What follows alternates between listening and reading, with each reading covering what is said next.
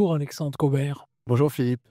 Tu vas diriger le troisième congrès du chaos qui va se tenir le 31 janvier et le 1er février 2025.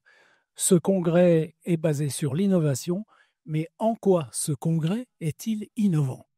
Alors bonjour à tous, merci Philippe de me donner la parole. Alors il est innovant déjà dans son format, puisqu'on va proposer une diffusion en direct sur des studios télé. Donc vous allez avoir des tables rondes avec nos experts qui seront en présentiel, des communicants avec des études qui seront présentées en présentiel, mais ce sera diffusé en direct à nos auditeurs et à nos internautes qui pourront donc y assister sur leur écran. C'est innovant également dans la manière qu'on va aborder les choses, puisqu'on va parler de nouvelles technologies au bloc opératoire, mais pas que, puisqu'on va intégrer bien sûr là-dedans les données post-opératoires, comment elles vont être gérées. On va également parler de la simulation et de l'enseignement, et on a un panel d'experts très connus qui vont venir discuter avec nous de tout ça. On a la chance de recevoir le patron de Doctolib, PDG cofondateur, qui va venir nous parler de sa vision des choses.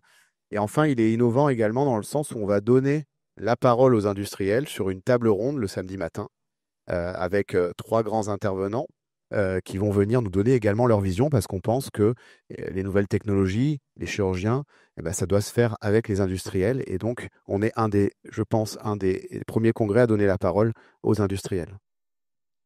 Et donc c'est un congrès qui va en quelque sorte mettre en relation forte les chirurgiens, ceux qui font de la clinique tous les jours, et les industriels pour proposer des solutions éventuellement nouvelles ou pour adapter des solutions qui existent déjà. Tout à fait, tout à fait. C'est l'idée un petit peu qu'on a et de rester un petit peu transversal également, c'est-à-dire que pour les chirurgiens qui font des spécialités comme un chirurgien du genou, qui puissent venir aussi entendre parler de la chirurgie de l'épaule et des nouvelles technologies dans la chirurgie de l'épaule, dans la chirurgie du rachis, dans la chirurgie de la main et du poignet, par exemple, ce qui va peut-être pouvoir donner des idées dans sa propre spécialité.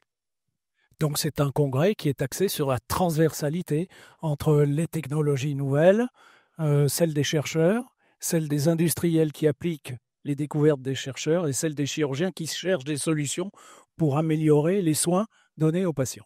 Exactement, on essaie de réunir un peu tout ce panel-là pour discuter ensemble de tout ça, pour que chacun puisse comprendre bien les problématiques et avancer un peu main dans la main, ce qui crée aussi des relations entre les chirurgiens, les industriels et les chercheurs.